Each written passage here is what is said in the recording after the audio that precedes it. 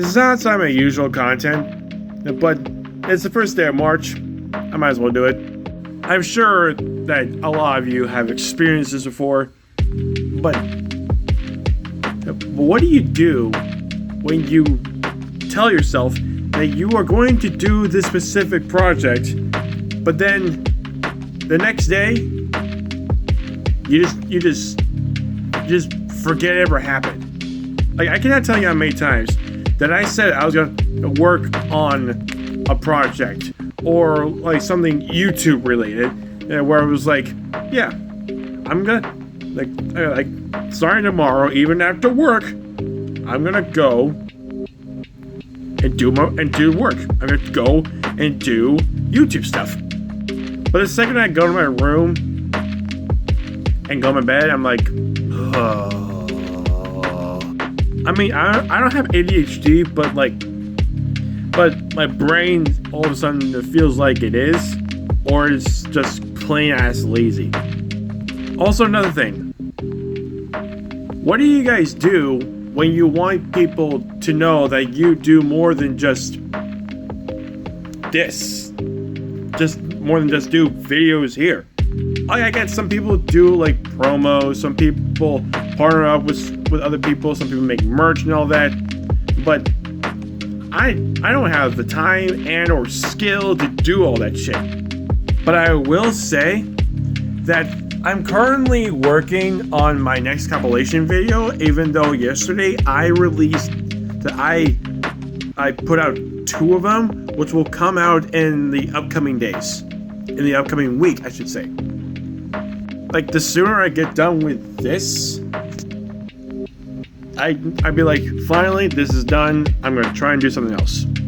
So this is basically just like a question to all people, to all creators who have ADHD or do not have ADHD. In fact, I might tag some people in this just to get their opinions on it. But yeah, like, how do you make sure that you at least try and tell yourself that I'm gonna do this thing the next day, and then like if that happens, how do you like I don't know, try find what are the methods that you should try? Give me tips on how to try to keep the consistency going, because I 2 days ago I wanted to I can't show her right now because it's so dark, but I'm trying to clean my desk, trying to clean it out a bit, trying to make it look it's less shitty, and look like it has a lot less clutter on top of it and underneath it. And while we're on the topic, this will give you some updates on me, technically. Well, me and my social media life. For starters, I'm pretty sure you guys have noticed it, but in some of my recent videos, I changed my my logo. I changed my logo for this app. I changed it for YouTube. I think I'm gonna try and change it for my Twitch and for my Instagram. And yeah. Also part of the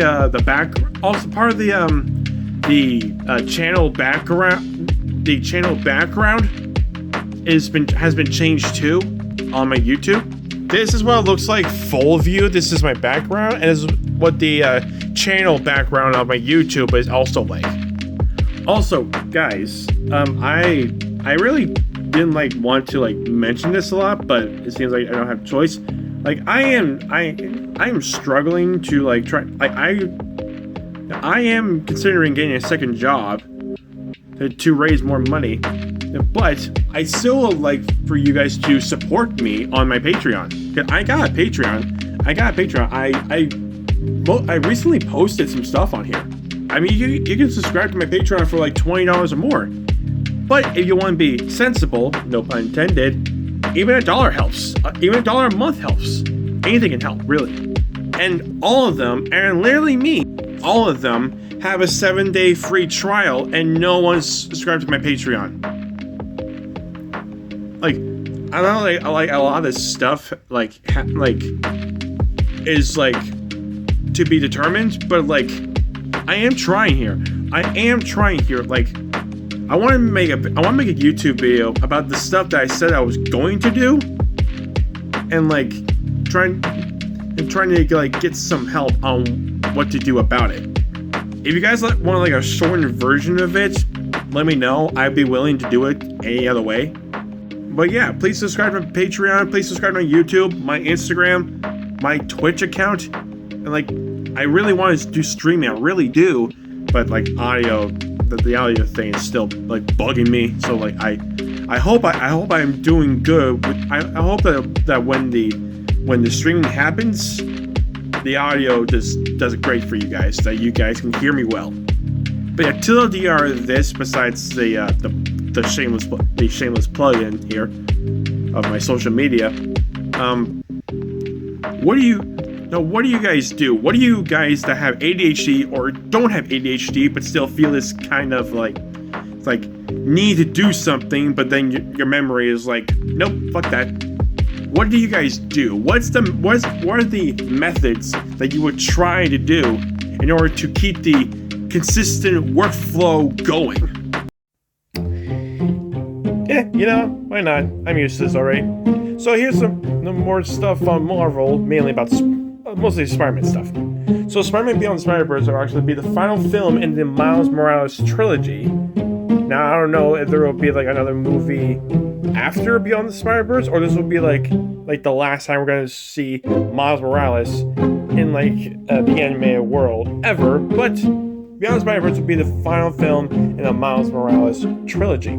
Speaking of Beyond the Spider-Verse, a Spider-Verse creator explained why Beyond the Spider-Verse got delayed multiple times. It said, and I quote, "At one point it was one movie, but there was too much movie there, so it was separated into two movies, but then once you look at the second half of it, you're like, well, that's not just a story arc, that has a beginning, middle, and end." In other words, like, he explained how Beyond the Spider-Verse was like, it was a movie, but it was like too much of it. There was like a story arc that had a beginning, middle, and end, and then didn't fit quite right with the story that would have been taking place after Across the Spider-Verse, if that makes sense. Also, a lot of you know about it by now, but we finally got a date for the first trailer of Spider-Man Brand New Day. It's going to be released on March 20th. That's actually about 2 weeks from now. So 2 weeks from now, the first trailer for Brand New Day will be released. I hope you're all excited. I'm excited for this. Also, we got our look for Electro and Sandman for Spider-Noir. And can I just say, this looks amazing. They like Sandman looks so cool and mysterious, kind of like our friend Spider-Noir. And Electro, even as a gang member or like a gang boss, he looks so cool. And last but not least, Avengers Secret Wars will actually begin filming in August of this year. But not only that, Avengers Secret Wars will no longer be split into two parts. It will be one gigantic movie. Now, I don't care if it's going to be in two parts or in one big movie. I would still love to see Secret Wars on screen. Period. And yeah, that's it. See you guys in the next one. I think the new Ben 10 comic designs are ugly as shit. Man, I gotta be honest with you, like, I understand why you believe this. I understand why you believe that these comic designs for the new Ben 10 comic are terrifying. I mean, when I first saw them, I mean, like, yeah, they're really terrifying. They look like they're like, if you ever saw those video, like, fan edit videos where there's like the Carnage tricks happening and the aliens kind of look like that. That's pretty much what's happening, except it's brought into comics. However, I do think it's cool. I believe it's really cool, dude, and I believe that you should like him once you give him a chance. Especially since I'm about to tell you the reasoning as to why the aliens look like this. So they're actually inspired by the Ultimate Universe and the Absolute Universe's comics. The freaky alien design will mainly be like it will mainly be like absolute like from the absolute universe's like design aesthetic, whereas the storyline it will probably be somewhere closer to the Ultimates universe, where everyone's story is like dark for some reason. And I'm actually not lying. The comic draws inspiration are from Absolute Batman. How the aliens look, how big they are, how tough they are, how scary looking they are. It's basically just like Batman and like his villains. It's basically it's practically just this, but put into Ben 10. And it'll pretty much have the same aliens as they had in the reboot series, which were these guys, including Overflow, Diamond Head Forms, Gray Matter, Heat Blast, Overflow, Stink Flight, Upgrade, Wildvine, and Accelerate. Also, I don't know if I'm pretty sure like it doesn't show it here, but I'm pretty sure Cannibal is also on here. Now they don't have like the same design as the reboot series, thank God, but they do look cool. They kind of have some like similarity to the reboot vibe going on, to like for like a couple aliens, just like for Forms here, and probably Accelerate, just like how big his blades are. And you can't tell from up there, but up there on the top, that's Heat Blast, in case anyone's wondering. But like everything else, everything's based off of the classic design, where everyone looks similar. Like the clothes aesthetic to it is the same as the classic series. I mean, for people who are watching this, that does look scary. Wildvine does look scary, and so is Cannibal right there. Diamond Head, not that bad really.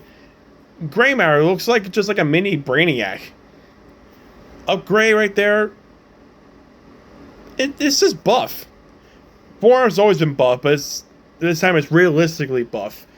Heat Blast, even though you only see his feet, they're pretty much like Supernova at this point. Snakefly looks like an actual bug. Overflow looks like a fucking tank. And Accelerate over there, I mean, he's still fast no matter what.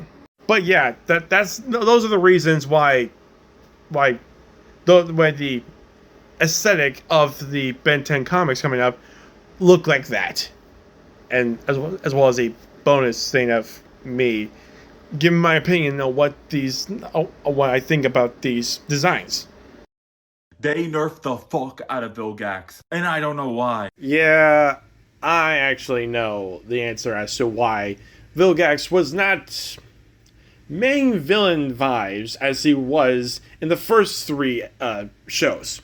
Ben 10 Omniverse was basically trying to make a restart to what they did in the classic series. Like, he has to re-experience teamwork, he has to re-experience respect, he's got to re-experience the fact that he needs to be something without the Omnitrix again. And pretty much like classic and UAF, Omniverse had a lot of main villains for these stories. A lot of them were Albedo, a lot of them were just like your typical rogues gallery, and only a little bit was Vilgax, and people want to know why Vilgax was just so nerfed in this thing. I think it's because due to the fact that he wanted, like the writers wanted, like someone else to be the main villain for once, and not just entirely on Vilgax 24/7, 365 until they're like, okay, this is getting old, but we love it. Like, sure, they wanted him to be a main villain, of course, but the writers also wanted, like, I'm pretty sure that the writers also wanted, like, other people to have the spotlight for once. Like, Vilgax, he is a GOAT main villain. He is the GOAT in the main villain category. He's number one. He's got 500 stars out of 5 stars. He's the best right there. But they also wanted to bring in newer, younger fans, and I think like one of the things they had to do was to not make Vilgax the main villain the entire time. That's why in certain episodes he is the main villain, and in other episodes he's not. And I think that Momo.interest is saying this because there was an episode where like Vilgax showed up out of nowhere and Mavrino was behind him. He looked at him and saw her. He looked at Mavrino and was like, I'm gonna go. Peace out. And then just goes back up to the ship. Like, I'm both flabbergasted and relieved that Vilgax wasn't a part of the story. But TLDR, this thing, I'm pretty sure the reason is because they wanted others to be the main villain. That's why we got others like the Incursions. That's why we got Kyber, and that's why we got Albedo back again. And like at times he's working with Kyber, and that's why in the end we got this Chrono Sapien called Maltruant who wants to end the world and turn it into his own version of the universe, going all the way back to the Big Bang. I mean, that's my reason as to knowing why Vilgax was not giving main villain vibes in Omniverse anymore. What do you guys think? Let me know. About this style of character anymore. I also don't know jack shit about the X-Men, so like, I don't know. If you haven't already, go and watch the original video. It's interesting, and when I looked up Adam X the Extreme, this character is a little bit interesting in my opinion as well. But before I begin, hi, yeah, I'm not dead. I know I haven't been posting a lot, but like, it's been like a rough week and a half. So like, sorry about that. Sorry, not sorry, but I'm only human. With that out of the way, let's talk about Adam X the Extreme. So Adam X the Extreme, or as he is originally called, Adam Niramani, from Earth 616. Those other aliases are Ascendant 1, Disciple of the Claw, Forsaken 1, Extreme, Burning Blood, Destroyer of Life, Adam Niramani Summers. We'll get back to that in a little bit. But yeah, it says here, Adam was one of several children genetically engineered from the DNA of Emperor Dakin and the Shi'ar Empire and Catherine Summers from Earth. They were part of the Emperor's attempt to introduce the genetic potential of other species of the Shi'ar royal family. Adam was abducted from the lab in which he was created by Jonathan, former commander of the Emperor's personal guard. Jonathan brought him to an outback farming planet called Trishara. Oh my god, what the hell are these names? And hid his true origins. He raised Adam as his own son, teaching him to fight and farm. Years later, they go by. When his mutant powers were first manifested, the fellow villagers shunned him out of fear. Jonathan told Adam that he was a hybrid, and if he wanted to learn more about his powers, then he would need to visit Earth someday. So in case you didn't hear that correctly, he was from Earth, then this guy, Jonathan, took him off planet, raised him a different planet, and said that you want to know more about your powers, go to Earth. At some point, the villagers captured wounded Imperial Praetor guards. They helped them recover and then released them. However, the guards returned with members of the Crystal Claws, fanatic followers of the now former Emperor Dakin. They learned of Adam's existence and wanted to use him to reclaim the throne of the Shi'ar Empire from Empress Lilandra. Jonathan refused to give up Adam, so the Crystal Claws attacked the planet.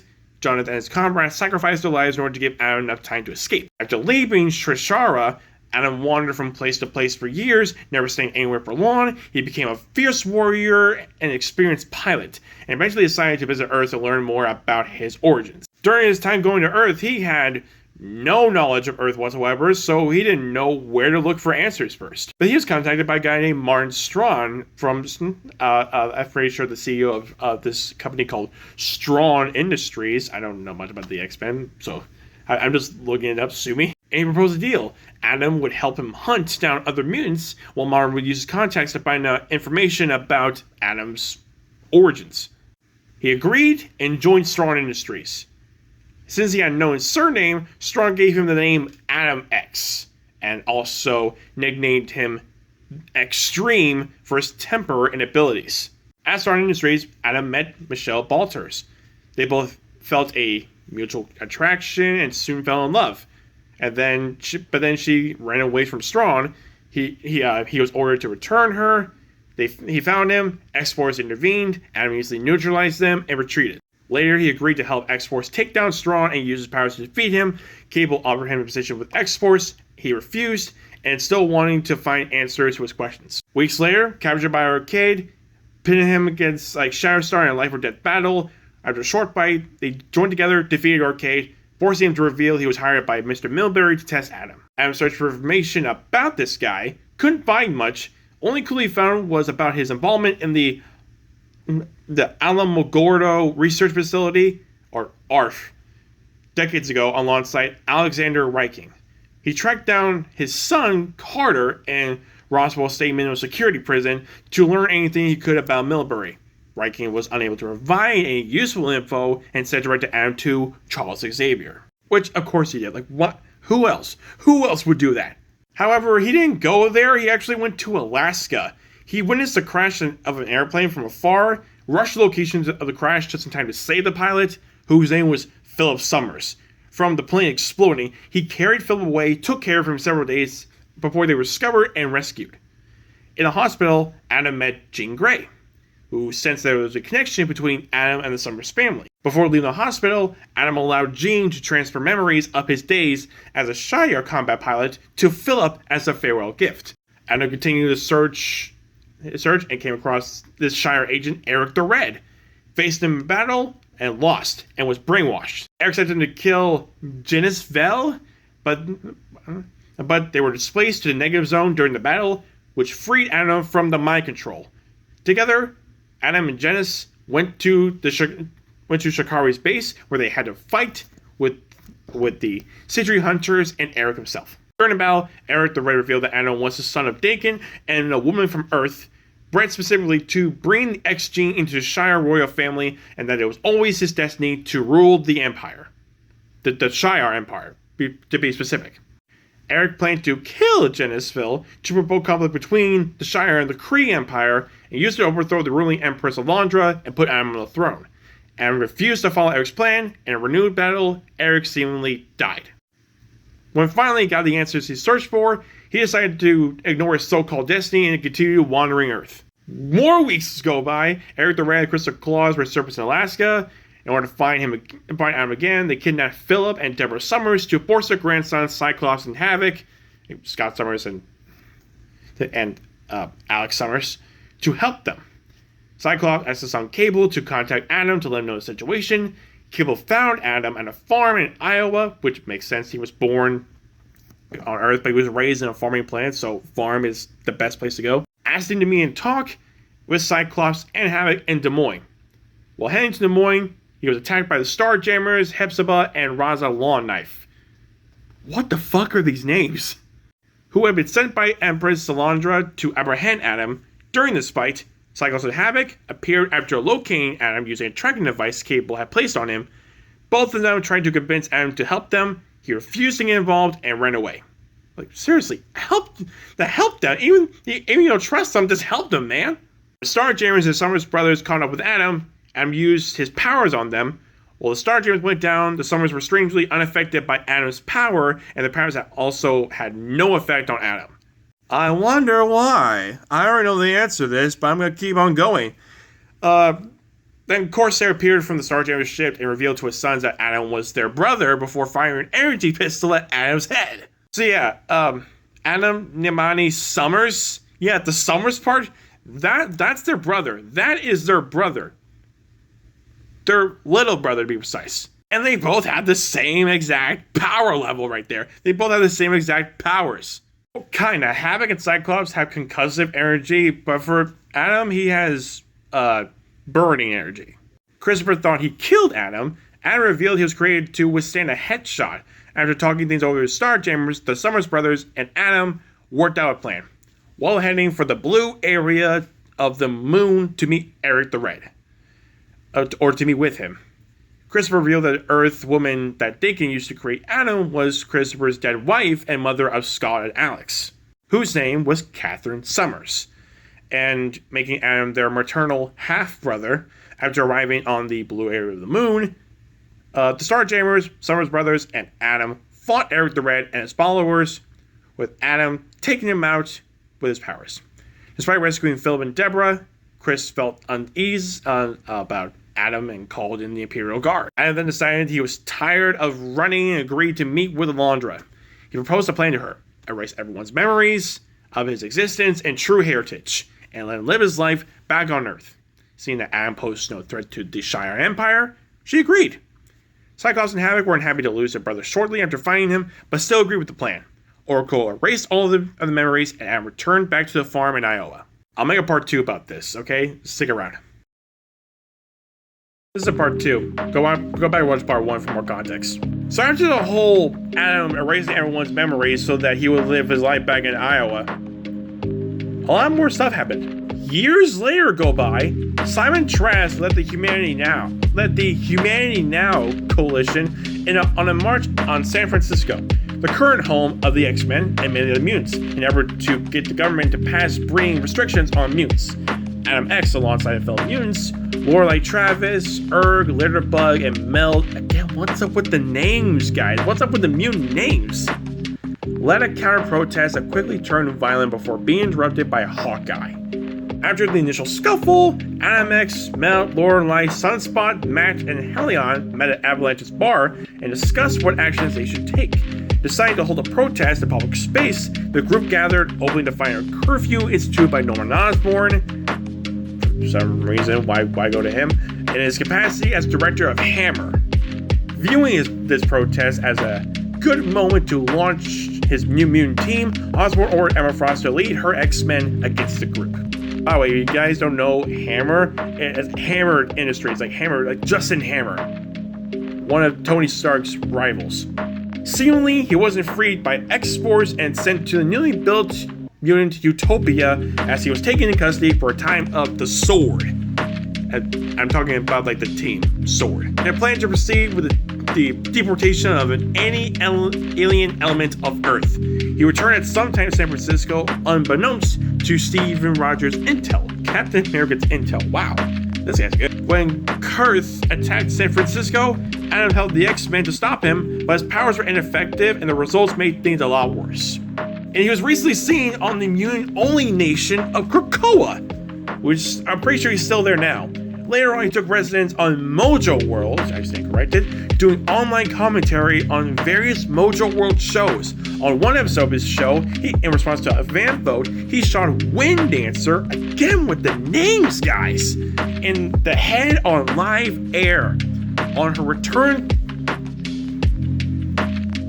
by her, I mean a Wind Dancer, on her return to Krakoa, she meant that she, Adam, Spiral, and Shatterstar were there against their will and couldn't escape. So yeah, he was from Earth, was raised on another planet, went back to Earth to find answers. He went around the planet for a lot of time to find answers. He was in San Francisco for a good bit, and he went to Krakoa. He went to Krakoa. He went to Mojo World against his will, and went back to Krakoa with 3 other people. And that's where he is now. Also, on Panda's video, he said that he actually, I think he wanted to know if he was in Krakoa or not. So yeah, he's in Krakoa. Now let's talk about his abilities right here. It's kind of like my Spider-Verse series now I think about it, but except it's an X-Men. It's a mutant. So Adam is a mutant. His abilities include blood burning. He can send an electric surge through oxygenated blood, which leads to ignition of the electrolytes present in blood, causing a person to burn from the inside out. So yeah, I wasn't wrong when I said concussive energy from Havoc and Cyclops. For Adam X, the extreme, it's burning energy. To use his power, he must first saturate opponent's blood with oxygen. He usually uses various blades to injure the opponent and cause bleeding, thus oxygenated their blood. Also, sometimes uses the trigger word "burn" to activate his power. Kind of like how when Human Torch says "flame on" to ignite himself on fire. When employing his power, his eyes glow with a reddish light. The intensity of the burn is variable. He's capable of producing merely a warming sensation. So it's pretty much like a warmth inside you for some reason, to incinerating a person within a matter of seconds. So you'd be like, oh, okay, that's nice. Extreme can affect multiple targets with his power, the average intensity of which is enough to stun. Doing so, however, takes a tremendous effort, so he's putting a lot of effort in this one, usually leaving Adam in a weakened state, so it takes too much energy, too much strength from this guy to use his power on multiple people.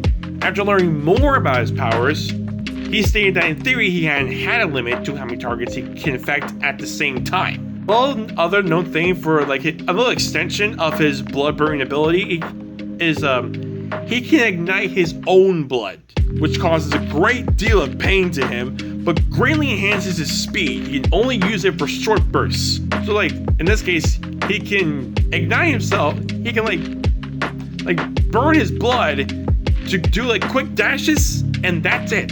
He also has immunity to siblings' powers. He's immune to the powers of his half-brother Cyclops and Havoc, and they are immune to his power.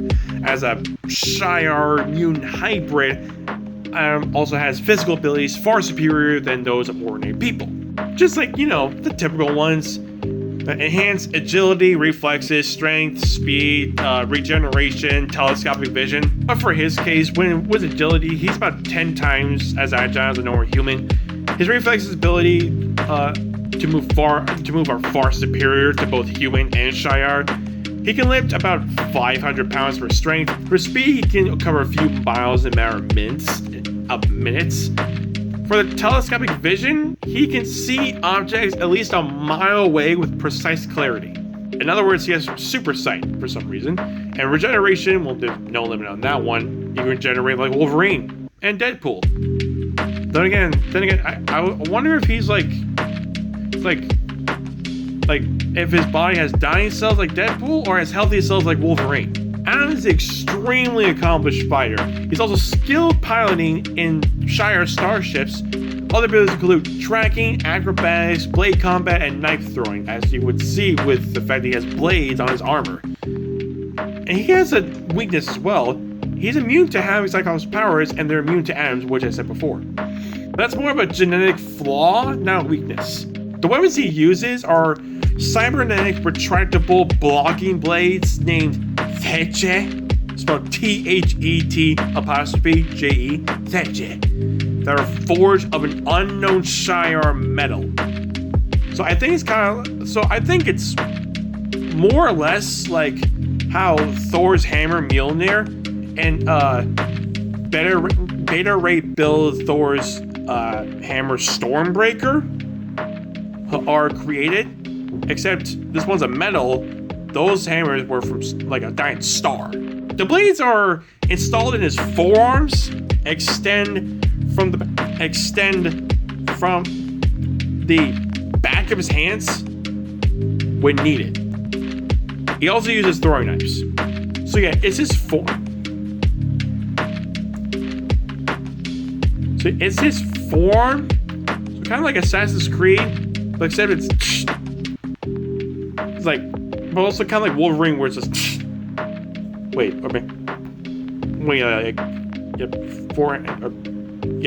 backhand. And here's a little bit of a known fact, a little known trivia for you guys. After easily surviving the headshot, Adam said anecdote that his brain is in his buttocks. His brain is in his ass. Though it's unknown he was serious or sarcastic, I'm pretty sure he was sarcastic in that one. And there you go. There's Adam X the Extreme. I hope this helps you realize who he is, Panda. Okay, it's been a minute since I haven't posted a lot. I was again very, very busy with stuff, mainly stuff with Driver's Ed.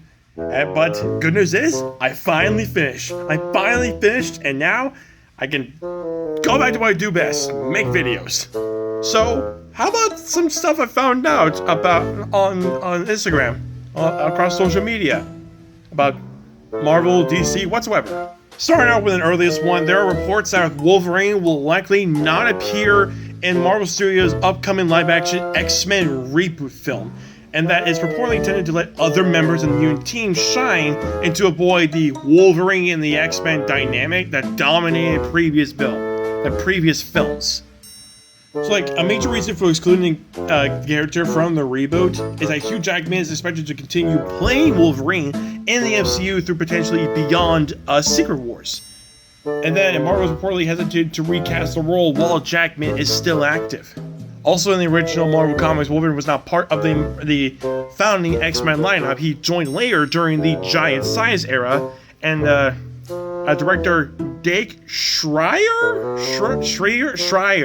reportedly wants to explore a less trodden path, focusing on interpersonal dynamics among other classic team members, and like some writers are currently working on the script. The reported reboot roster is got by having people like Cyclops and Jean Grey, say remembered for the latter role, Beast, Iceman, Angel, Storm, and Rogue, as well as Gambit, who was specifically mentioned as a favorite of writer Lee Sun-jin.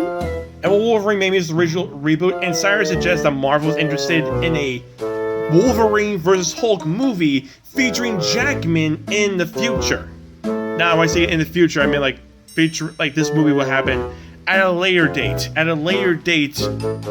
Like maybe once all this like Avengers Doomsday, maybe before Secret Wars happens, maybe, I don't know. But in this case, it's a live action Wolverine vs. Hulk. Now, will it be the same one that will be like the same Wolverine versus Hulk cameo we saw in Deadpool Wolverine? Probably not. But if it is, I like to see that. And Deadpool better be in that movie. Like Wolverine vs. Hulk, like in Wolverine vs. Hulk, the anime movie, we have Deadpool there and Omega Red. I'd rather have Omega Red and Deadpool there as well.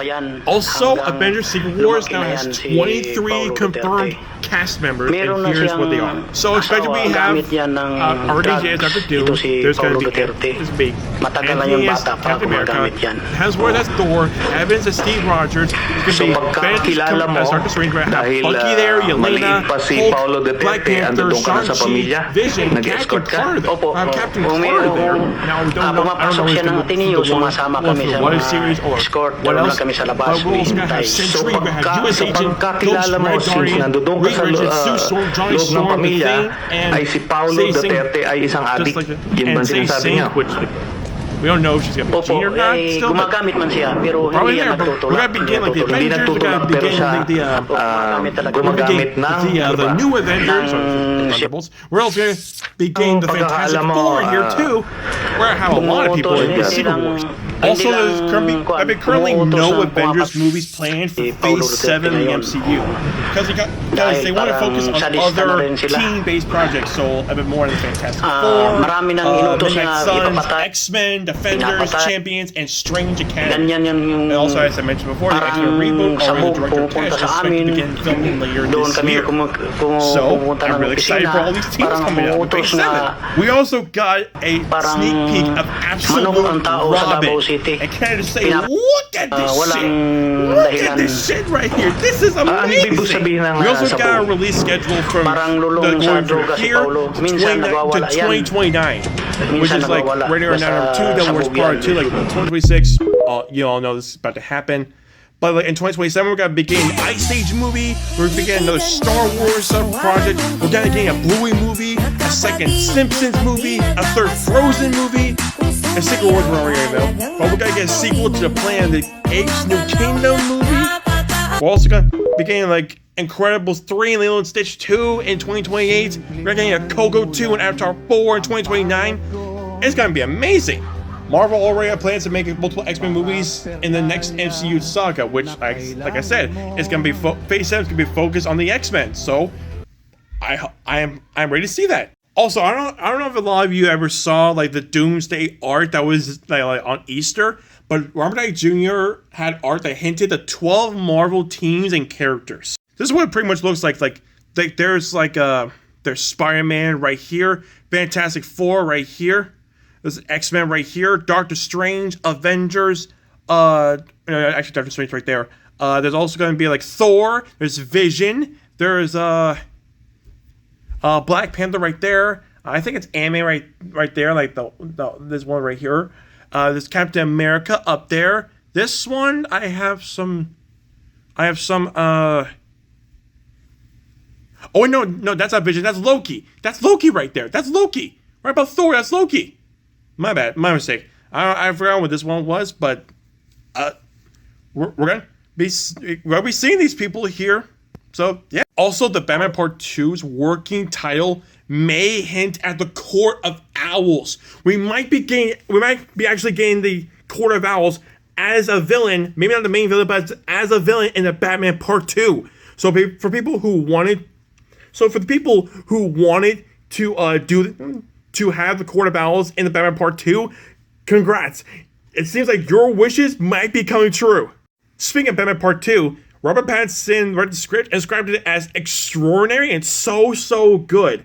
They're like big swings, like Pattinson teased that the story takes major risks, as kind of crazy compared to the already unique tone of the first movie, and that he had promised the film with a distinctive creative identity that will pleasantly surprise audiences rather than just repeating.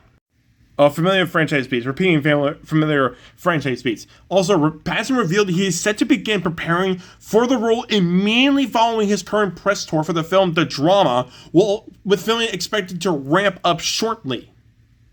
A lot of you probably know this right now, but Mall Shadow Lord opens to 100% on Rotten Tomatoes. And Marvel Zombie Season 2 is in the works at Marvel.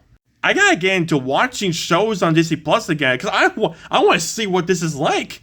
Also, the release schedule for Daredevil Born Again Season 2 has been revealed. And the season finale will air on the same day as The Punisher One Last Kill special presentation on Disney Plus. Speaking of Mall Shadow Lord, it's already been renewed for Season 2. I have so much more that I wanted to share, like give you guys a little update on. But in the meantime, see you in the next one. Alright, more like just part 2 of like stuff, like another like rundown of updates from Marvel, DC, yada. So first things first, we got our first look at Grey Hulk for Spider-Man Brand New Day. And can I just say, it looks good. I never thought we'd get a Grey Hulk at all in the MCU, but I'm cool with it either way. And of course, we got the villains for Brand New Day: Tombstone, Tarantula, Boomerang, and the Hand. If you saw the Brand New Day trailer, the Hand, which is like ninja group from I think Daredevil, is gonna be in this movie. We also got like confirmed antagonists, meaning like the 66 mystery character. But I think we're gonna find out who she is, like when the movie is being released. Kind of like how they did with No Way Home, where we didn't know, where a lot of us didn't know if Toby and Andrew were gonna be in No Way Home, and then you see the movie, and there they are, right there. So I think it's gonna be somewhere around that circle right there. Be around that line right there. There's also going to be Scorpion and also Damage Control. Finally, we get Damage Control. Amazing. For Avengers Doomsday, it seems like Ian McKellen was doing his own stunts at age 89. Guy's a beast at this age right now. Wow. And like for Daredevil Born Again, a lot of you know this, but like the Defenders will be officially returning in Born Again Season 3, which, now I think about it, I feel like I should like get into the show. Or even better, get into Daredevil first, then, I don't know, like Punisher, and then Born Again. Because also for like Punisher, there's also like this little bit of a special Punisher thing called Punisher One Last Kill going on. And like, I feel like I should be like prepared for Punisher in order for that to happen. The third Black Panther movie will feature a war between aliens and the Wakandans. Now, it's not gonna be, I don't know if it's gonna be similar to Wakanda Forever, but then again, I don't know crap at all about Black Panther 3, so this is what we got so far. Also, Avatars 4 and 5 are going to be in production. There will be an 8-year time jump in Avatar 4, meaning I don't know, like the kids will be like full-grown adults, except this one will probably be like a teenager. And Avatar 5 will be set on Earth, meaning some way, somehow, they're going to be going to Earth in their avatar forms, and then just, I don't know, planning an invasion for it? Or is that stopping this war once and for all? Also, for the people who saw the Brand New Day trailer, and there's this rumor going around saying that Peter Parker will turn into Man-Spider in Brand New Day because of the web cocoon and no web shooters going to organic webbing and getting enhanced abilities or something.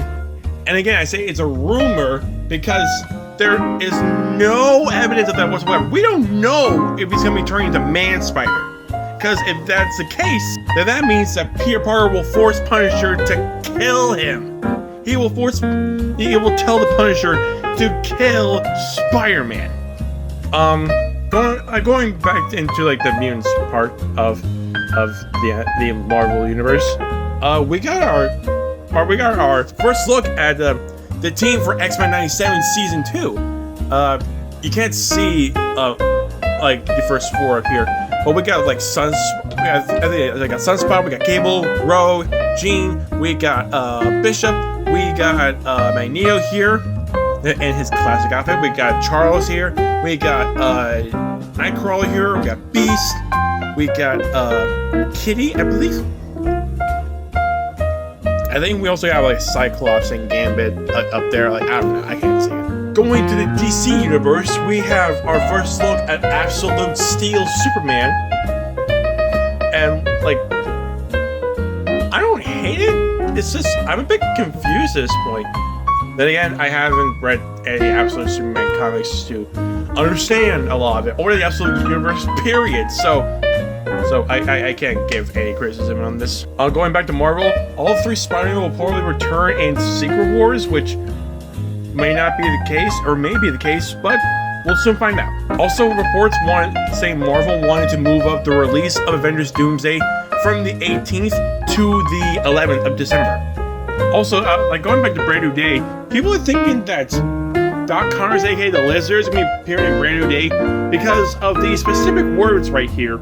It's saying like evolution and rebirth, meaning the Lizard is going to be doing a whole TASM 1 like scenario where he might want to evolve the world and to turn them into giant lizards. Again, it's a rumor. It's a rumor. Like the Man Spider 1, it's a rumor. Also, the year for Brand New Day will actually be taking place in the year 2028. So I guess that means it will take place years after Peter goes to college. Also, reports say that Doomsday will be the darkest Avengers film in the entire franchise. Now, I'll believe that when I see it. Going back to Doomsday, a lot of you probably know this by now, but Aaron Pierre, like the guy playing Jon Stewart in the Lantern Show, will be returning as Jon Stewart in the Man of Tomorrow film. I'm pretty sure I mentioned this in the last video, but there are currently no Avengers movies planned for Phase 7.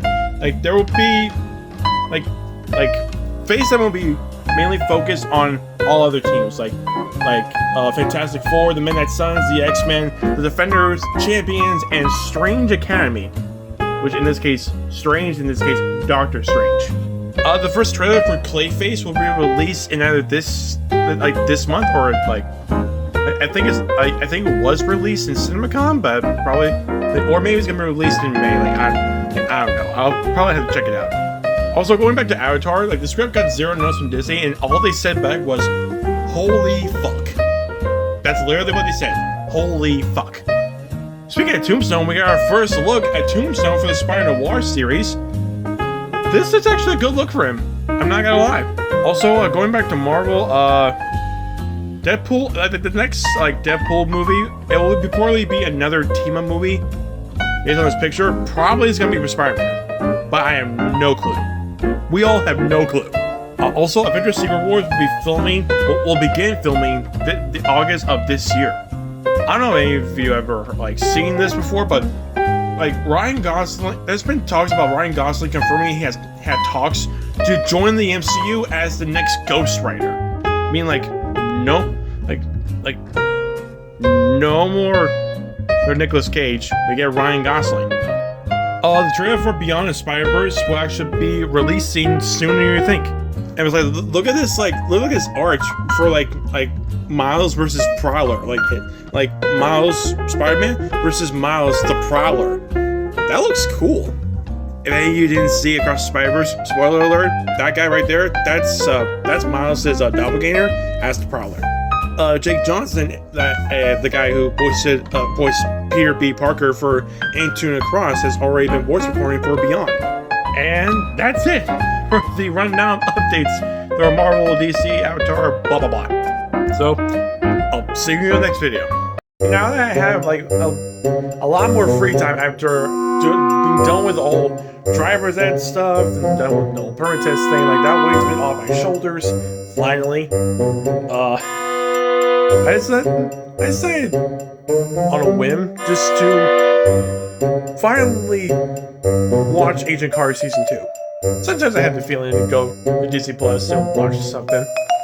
I most recently rewatched Captain America: Winter Soldier, one of the best Captain America movies, by the way, and I decided, why not? Why not go for Agent Carter Season 2?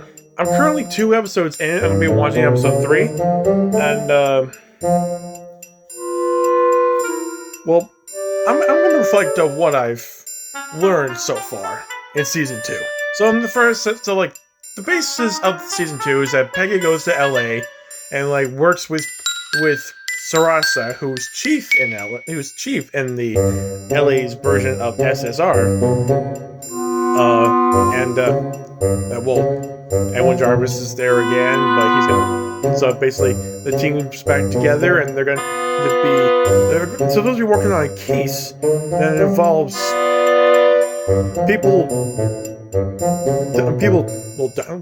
dying and like weird shit happening. In episode 1, after Peggy gets to LA,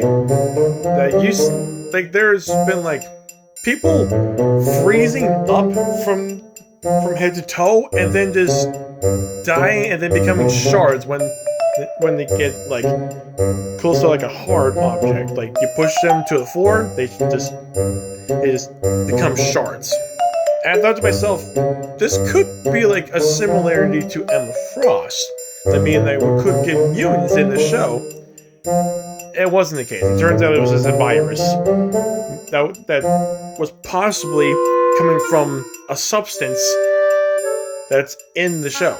And in the ending of episode 1 of season 2, we see a person that Peggy did have a liking to, named Dr. Jason Wilkes, who was staring at a containment pod that carried this thing, a black orb around it.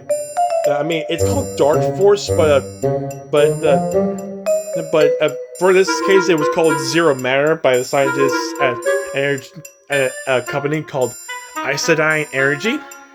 At first, I thought it does look like a symbiote, right? It looks like a symbiote that's like floating around this pod. I thought it was like, this could have been like the first introduction to symbiotes in the MCU. But then again, it wasn't the case, because it turns out that when this is out of the containment unit, it turns into, oh shit, you can't really see it, but it turns into a black hole. It turns into a black hole and it sucks everything and everyone in there, killing them. So in this case, this is what it is so far. This is a black hole, but it could be like a portal to like another dimension or something. I don't know. I'm 2 episodes in, I just said. So I'm currently going to be watching episode 3. So, but yeah, this is what I learned so far. I wonder what's going to be the verdict at the ending of season 2. So, till next time.